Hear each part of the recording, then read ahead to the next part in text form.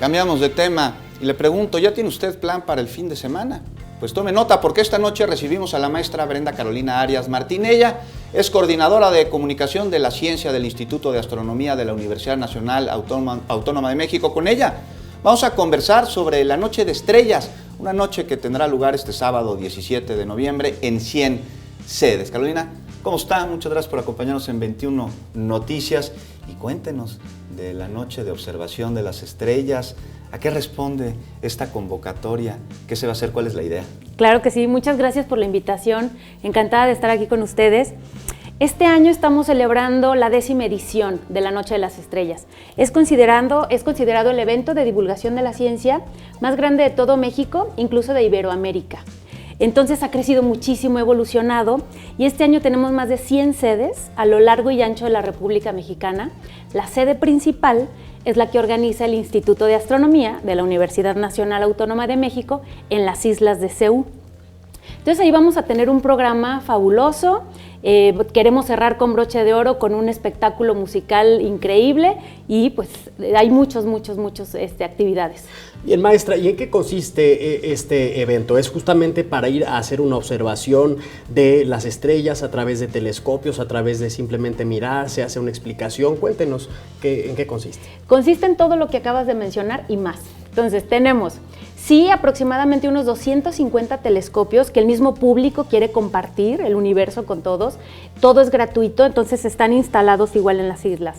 Pero también hay planetarios, entonces tenemos proyecciones en alta definición cada media hora, todo gratis.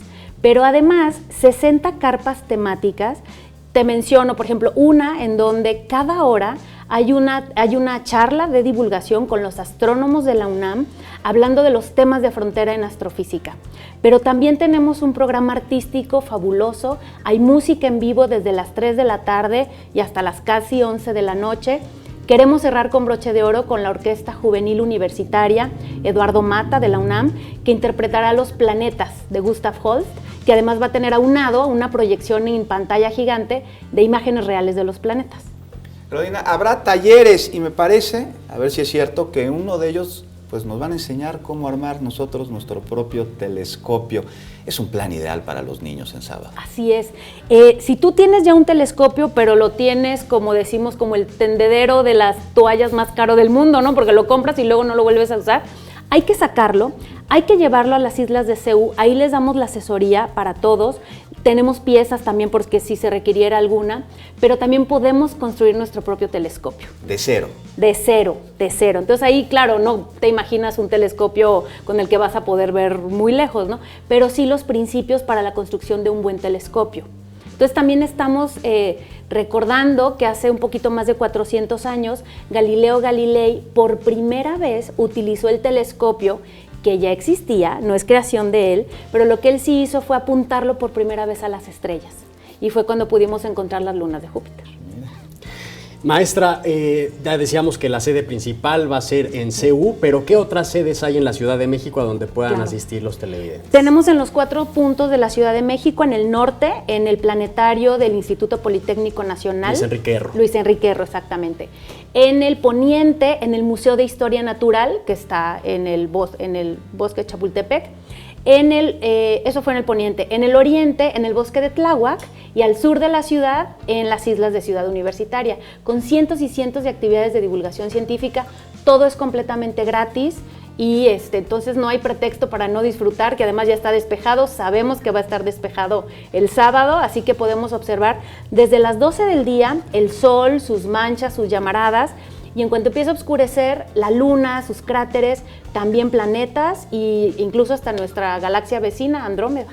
Fantástico. Pues es una excelente noticia, lo que nos dice que las condiciones climatológicas van a ser las apropiadas para poder observar el firmamento. Con ello, pues los niños y también los adultos podremos conocer un poquito más acerca de los astros, de los planetas, de las estrellas, y cuéntenos qué recomendación para los niños, para los papás y para todos los que vamos a ir.